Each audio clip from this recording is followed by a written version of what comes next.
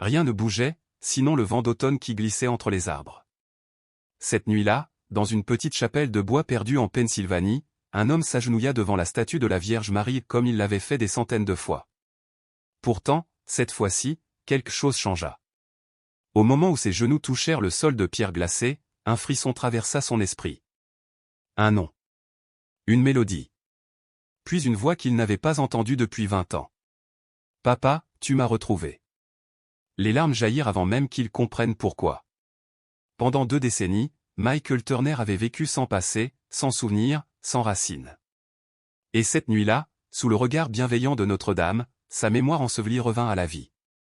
L'histoire de Michael Turner ne commença pas par un miracle, mais par le vide. Il vivait seul, dans une cabane au bord du lac Millstone. Les habitants du village disaient de lui qu'il était doux, mais lointain, un homme de silence et de bois, travaillant à l'atelier de menuiserie près de la vieille voie ferrée. Il réparait des chaises, polissait des tables, et quittait toujours les lieux avant le coucher du soleil. Personne ne savait vraiment qui il était. On racontait seulement qu'il avait survécu à un terrible accident de voiture, quelque part en 2003. Il avait passé des mois dans le coma. À son réveil, il ne se souvenait plus ni de son nom, ni de sa famille, ni de son passé. Les médecins parlèrent d'amnésie traumatique. Peu à peu, il reconstruisit une existence, un travail modeste, quelques amis, une cabane payée par la paroisse. Mais dans ses yeux demeurait toujours un éclat inachevé comme si la moitié de son âme restait prisonnière d'une nuit oubliée. Parfois, quand le vent du soir faisait vibrer la surface du lac, il s'arrêtait, fermait les yeux et murmurait un seul mot, toujours le même. Grèce. Il ignorait pourquoi. Était-ce un prénom? Une prière? Il savait seulement que ce mot lui brûlait le cœur. Un jour, le père John, prêtre de la paroisse Sainte-Anne, lui demanda. « Souhaitez-vous vraiment retrouver la mémoire, Michael ?» Il sourit faiblement. « Parfois, mon père. Mais peut-être que certaines choses doivent rester enterrées. » Le prêtre secoua la tête. « Aucune mémoire ne meurt, mon fils. Elles attendent seulement que l'amour les rappelle. » Michael resta silencieux. Son regard se posa sur la petite statue de la Vierge, dans la lumière du matin. Les yeux de marbre semblaient presque vivants. Cette nuit-là, il rêva. Un chant de lys blanc, la voix d'une fillette chantant « Je vous salue Marie, pleine de grâce ». À son réveil, ses joues étaient mouillées de larmes. Fin octobre, le ciel au-dessus de Millstone s'assombrissait. Michael travaillait dans l'atelier paroissial, l'air embaumait la résine et la pluie. Le carillon tinta. Une femme entra, tenant une chaise à réparer. Son manteau était trempé, ses cheveux striés d'argent. Il y eut dans ses yeux quelque chose de familier. « Êtes-vous Michael Turner » demanda-t-elle doucement. Il se figea. Peu de gens l'appelaient encore ainsi. « Oui. Est-ce que je vous connais ?»« Je m'appelle Laura, » répondit-elle après un silence. « Je crois que j'ai connu votre femme. » Les mots tombèrent comme un coup de tonnerre. « Ma femme ?» Émilie. Nous chantions ensemble dans la chorale, avant l'accident. L'air sembla se contracter autour de lui.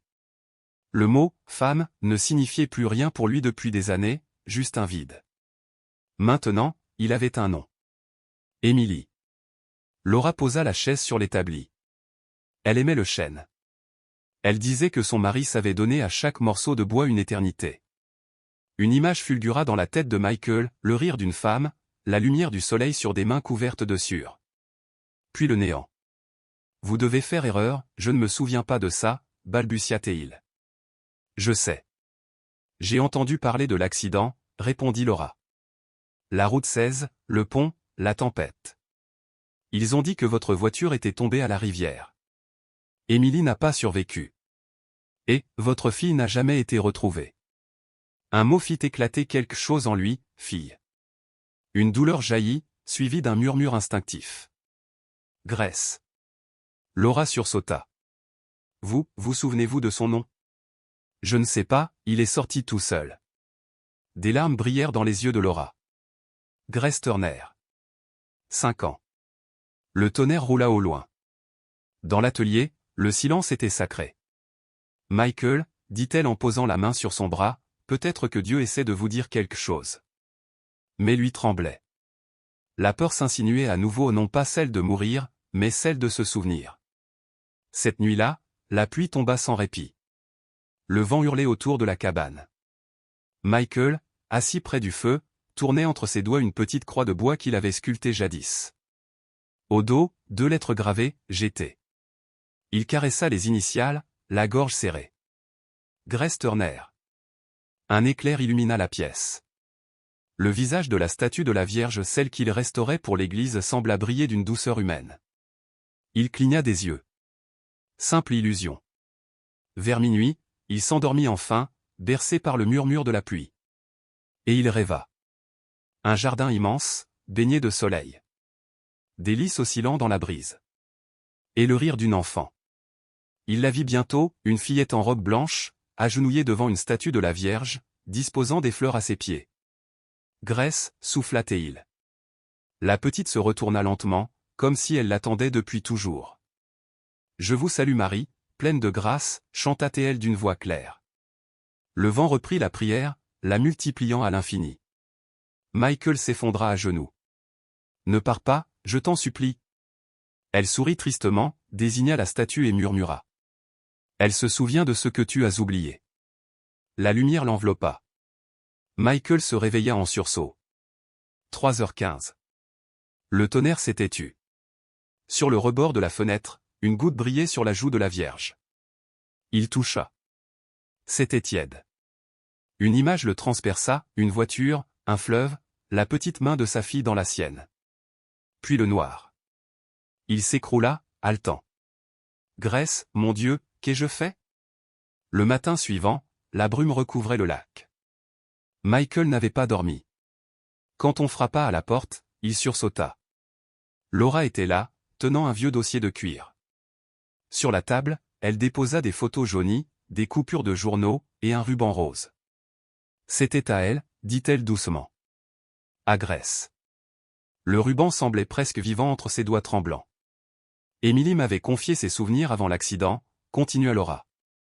Mais je ne t'ai pas tout dit l'autre jour. Tu dois connaître la vérité. Quelle vérité? Cette nuit-là, la rivière débordait. On a retrouvé la voiture, le corps d'Émilie, mais pas celui de Grace. Certains pensaient qu'elle avait été emportée. Mais 2 jours plus tard, un couple a trouvé une petite fille marchant seule au bord de la route. Muette. Amnésique.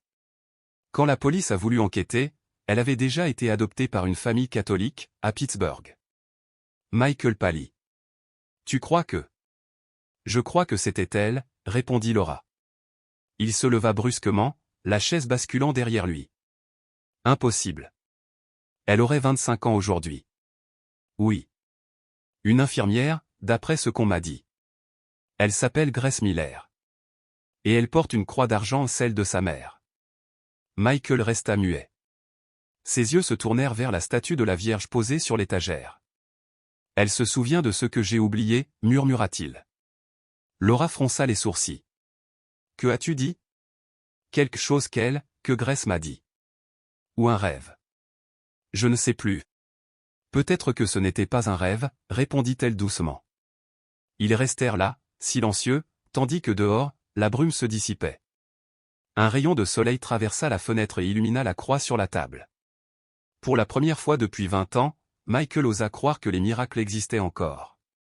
Cette nuit-là, la tempête revint. Sous la pluie battante, Michael quitta la cabane et courut jusqu'à l'église. Les portes étaient ouvertes. Le sanctuaire baignait dans une lueur rouge. Il avança dans l'allée, tomba à genoux devant la statue. Je ne me souviens pas, Sainte Mère. Je ne me souviens plus de son visage. Mais si elle vit encore, aide-moi à la retrouver. Ses sanglots emplirent l'église vide. Si j'ai failli, montre-le-moi. Je porterai la vérité. Les flammes des cierges tremblèrent. Une chaleur douce envahit la nef. Puis les images jaillirent, des phares dans la nuit, la voix d'Émilie criant son nom, l'eau qui monte, et la petite main de Grace qui l'agrippe. Tiens bon, ma chérie. Puis le choc, la noirceur. Je me souviens, murmura-t-il en s'effondrant. Quand le père John entra, il trouva Michael prostré, en larmes. Sur la joue de marbre de la Vierge brillait une seule larme. Lorsqu'il reprit conscience, tout était silencieux. Les bougies luisaient d'une lumière bleutée. Autour de lui, le monde se dissolvait. Il se retrouva sur le pont, la pluie fouettant son visage. Emily criait. « Michael! La route !» Le garde-fou céda. Le fleuve engloutit la voiture. L'eau glacée s'engouffra. Grace pleurait, terrorisée. « Papa, j'ai peur. »« Je suis là, ma chérie, tiens bon. » Alors, à travers le pare-brise, une lumière apparut.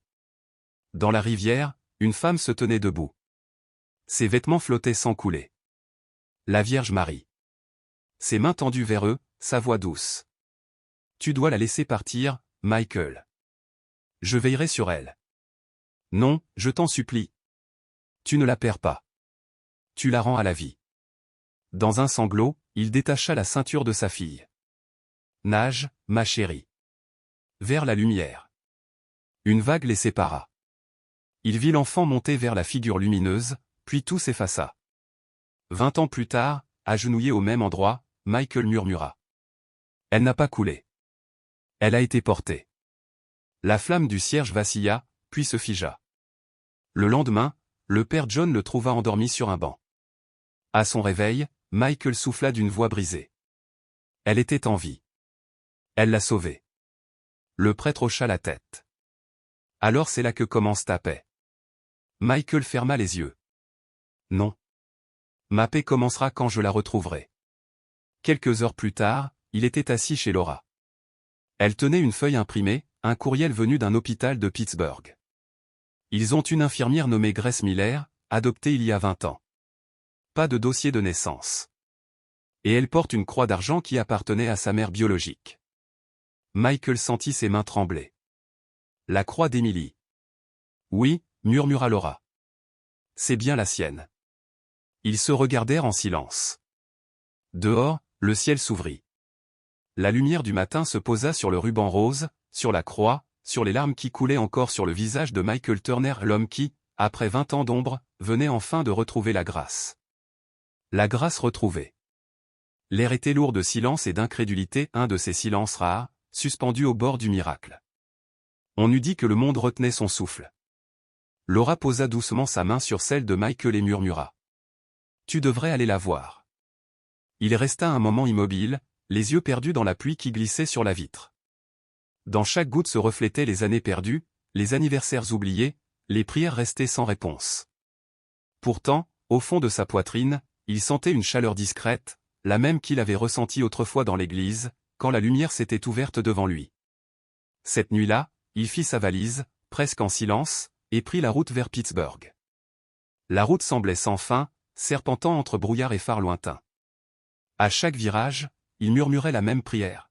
« Si c'est vraiment elle, mère, donne-moi la force de lui faire face. » Lorsqu'il atteignit l'hôpital, la nuit s'était déjà posée sur la ville. Les lumières de Pittsburgh se reflétaient sur le bitume mouillé comme un ciel renversé. À l'intérieur, le bourdonnement des néons et le pas feutré des infirmières étaient les seules musiques du lieu. Il s'approcha du comptoir, la voix tremblante. « Excusez-moi. Est-ce que Grace Miller travaille ce soir ?» L'infirmière consulta la liste. « Oui, service de nuit, salle 312, aile pédiatrique. » Il marcha lentement le long du couloir. Son cœur battait si fort qu'il couvrait le monde. Et puis, à travers la vitre d'une chambre, il la vit, une jeune femme en blouse bleue, les cheveux attachés, agenouillée auprès d'un enfant. Dans ses mains, un chapelet brillait faiblement sous la lampe. Elle priait à voix basse, et chaque mot semblait caresser l'air. Quand elle se releva et tourna la tête, leurs regards se croisèrent. Le temps s'arrêta. « Grace, murmura-t-il. » Elle resta figée, l'incompréhension traversant ses traits avant que la reconnaissance ne jaillisse comme une étincelle. « C'est moi, dit-il, la voix brisée. C'est ton père. » Le chapelet glissa de ses doigts. Puis, lentement, comme guidée par quelque chose de plus grand que la mémoire, elle s'avança. « Je te connais, souffla-t-elle. Je t'ai vu dans mes rêves. » Alors elle courut dans ses bras. Le couloir tout entier sembla s'emplir du son de leurs sanglots mêlés. Au dehors, les cloches d'une église se mirent à sonner, sans raison apparente. 3 jours plus tard, Millstone baignait dans une lumière d'or. L'orage s'était dissipé, laissant l'air clair et neuf. Michael attendait devant l'église Sainte-Anne. Ses mains tremblaient, mais ce n'était plus la peur. Une voiture s'arrêta. Grace en descendit, vêtue d'un manteau gris simple, une croix d'argent autour du cou. Ils restèrent un instant sans bouger. Puis elle sourit à travers ses larmes. « C'est magnifique ici. »« C'est là que tout a commencé, » répondit-il doucement. « Et là que tout revient. » Ils franchirent ensemble les portes de l'église. Le soleil filtrait à travers les vitraux, peignant le sol de reflets de rubis et de saphir. La statue de la Vierge Marie se tenait là, immuable, radieuse. Grace s'arrêta, saisie d'un frisson. « Je l'ai déjà vue, murmura-t-elle. Dans mes rêves, depuis que je suis petite. Je croyais que c'était mon imagination. » Michael ferma les yeux. « Elle était là, la nuit où je t'ai perdu. C'est elle qui t'a sauvé. » Grace porta une main à sa bouche, les yeux embués. « Alors elle ne nous a jamais quittés. » Ils s'agenouillèrent côte à côte. Longtemps, il n'y eut que le craquement du bois et le souffle des cierges. Puis Michael commença à prier. « Je vous salue, Marie, pleine de grâce. » La voix de sa fille se joignit à la sienne, fragile d'abord, puis claire, jusqu'à ce que leurs mots s'élèvent ensemble, emplissant la nef d'un chant d'espérance. Quand la prière s'acheva, Grace posa la tête sur son épaule. « Je ne me souviens pas de grand-chose de mon enfance, dit-elle, mais je me sentais toujours en sécurité quand je priais. Peut-être que c'était toi qui priais pour moi. » « Non, » répondit-il avec un sourire. « C'était elle qui priait pour nous réunir. » Un souffle léger parcourut alors l'église. Les cierges vacillèrent, et sur la joue de marbre de la Vierge, une perle d'eau scintilla. « Papa, elle pleure, » murmura Grace. « Non, ma chérie, » répondit-il. Elle se réjouit. Les cloches sonnèrent encore, lentes et profondes. Ce n'était pas pour la messe, ni pour le deuil. C'était pour quelque chose d'éternel, une âme guérie, un souvenir retrouvé, une famille rendue à la lumière. L'hiver arriva doucement. Les collines de Pennsylvanie se couvrirent de neige, et pour la première fois depuis des décennies, Michael ne craignait plus le silence. Avec Grace, il s'était installé dans la petite cabane au bord du lac Millstone. Les pièces autrefois vides résonnaient désormais de rire, d'odeurs de pain chaud et de vie retrouvée. Chaque matin, il marchait jusqu'à l'église, leurs pas côte à côte dans la neige. Parfois il priait. Parfois il ne disait rien, laissant parler le vent. Un soir, Grace le trouva dans son atelier. L'odeur du cèdre flottait dans l'air. Sur l'établi reposait une statue inachevée de la Vierge Marie. « Elle est magnifique, dit-elle. J'essaie de la sculpter comme je l'ai vue, dans la rivière, » répondit-il. « Mais je ne sais pas si j'y parviendrai un jour. » Grace secoua la tête, souriante. « Tu l'as déjà fait, papa. Parce que tu t'en souviens maintenant. » Quand la statue fut terminée, ils la portèrent ensemble à l'église. Michael grava à sa base 4 mots. Grâce retrouvée, amour restauré. Peu à peu, les gens vinrent de toute la région pour la voir, allumer un cierge, prier. Certains disaient ressentir là une paix qu'ils n'avaient plus connue depuis des années. D'autres affirmaient que des blessures enfouies s'étaient mises à guérir. Le père John ne parla jamais de miracle. Mais un dimanche, après la messe, il dit simplement: « Chaque miracle commence par le souvenir de qui nous étions, et de celui qui ne nous a jamais quittés. » Le printemps suivant, Millstone s'éveilla comme un cœur qui recommence à battre. Les ruisseaux chantaient, les fleurs tapissaient le cimetière, et les cloches sonnaient à nouveau, cette fois pour la vie. Le petit bourg jadis oublié devint un lieu de pèlerinage. On venait de loin pour voir les 2 statues, la marbrée, immobile, et celle de bois, vivante sous les cierges. Les bancs de l'église ne suffisaient plus. Les prières s'empilaient comme des offrandes. « Aidez mon fils à revenir. Merci pour la paix retrouvée. Sainte Mère, apprends-moi à pardonner. » Michael ne lisait pas ces mots à voix haute. Il priait simplement sur chacun, Grace à ses côtés. « Penses-tu qu'elle les entend tous ?» demandait-elle parfois. Il souriait. « Elle nous a entendus, non ?» Les journaux finirent par parler du « miracle de Millstone ». Les curieux affluaient. Certains sceptiques repartaient muets, touchés sans comprendre. Un journaliste de New York écrivit: « Je n'ai pas trouvé de preuve de miracle ici. Mais j'ai trouvé la preuve de la miséricorde, et cela suffit. » Michael refusa les interviews. « Ce n'était pas mon histoire, disait-il. C'était celle du souvenir. de ce qui se passe quand une âme cesse enfin de fuir la grâce. Grace retourna à l'hôpital, connue désormais comme l'infirmière qui prie avant chaque opération. Ce n'est pas de la superstition, disait-elle en souriant. C'est de la gratitude. Un soir, avant de partir à un congrès, elle trouva son père dans l'église, en train de sculpter de petites vierges destinées aux familles reconnaissantes. « Tu crois que tout cela durera, papa » demanda-t-elle. « Quand l'amour est rappelé, ma fille, il ne s'éteint jamais. Il voyage. » La cloche sonna, lente, profonde, comme un écho porté par le vent à travers toute la vallée. Certains jurèrent l'avoir entendue à des kilomètres. D'autres dirent que ce n'était pas une cloche, mais la somme de toutes les prières murmurées entre ces murs. Et peut-être avait-il raison. Car dans ce coin de Pennsylvanie, la mémoire d'un seul homme avait rallumé la foi d'un peuple. L'hiver revint. La neige recouvrit le lac et le toit de la petite cabane. À l'intérieur, le feu crépitait, l'odeur du cèdre emplissait la pièce. Michael sculptait encore, une nouvelle statue, cadeau d'adieu pour le père John qui prenait sa retraite après 50 ans de ministère. Grace écrivait dans son journal, une tasse de thé à la main. Les cloches sonnèrent au loin. Michael leva la tête. « Il y a 20 ans, dit-il doucement, je croyais avoir tout perdu, ma famille, ma foi, moi-même. Mais je comprends maintenant que je n'avais rien perdu. J'avais seulement oublié à quoi ressemblait l'amour. » « Et maintenant » demanda-t-elle. Il regarda la statue de la Vierge sur la cheminée. La flamme du feu dessinait sur son visage de bois un éclat vivant. « Maintenant, murmura-t-il, je me souviens de tout ce qui compte. » Ils partirent ensemble vers l'église. La neige tombait en flocons légers comme des bénédictions. À l'intérieur, seules quelques bougies brûlaient encore. Michael s'agenouilla devant la Vierge, exactement comme la nuit où tout avait commencé. Grace s'agenouilla à ses côtés. « Je vous salue, Marie, pleine de grâce. » Leurs voix se fondirent, père et fille unis dans la même prière, sous le même regard maternel. Quand ils se relevèrent, Michael déposa un petit cœur de bois au pied de la statue. 3 mots y étaient gravés. Grâce, à jamais. Un souffle chaud traversa la nef, faisant frémir les flammes. Sur la joue de la Vierge, ils crurent voir briller une larme, ou peut-être un sourire. « Tu crois qu'elle est encore avec nous » demanda Grace. Michael leva les yeux vers la statue, puis vers la neige qui tombait dehors, silencieuse et douce comme une prière exaucée. « Elle ne nous a jamais quittés » répondit-il. Et, dans ce moment suspendu, les cloches de Millstone sonnèrent à nouveau. Non pour annoncer l'heure, ni la messe, mais pour rappeler à chaque âme endeuillée que nul amour, nul souvenir, nulle prière n'est jamais perdu.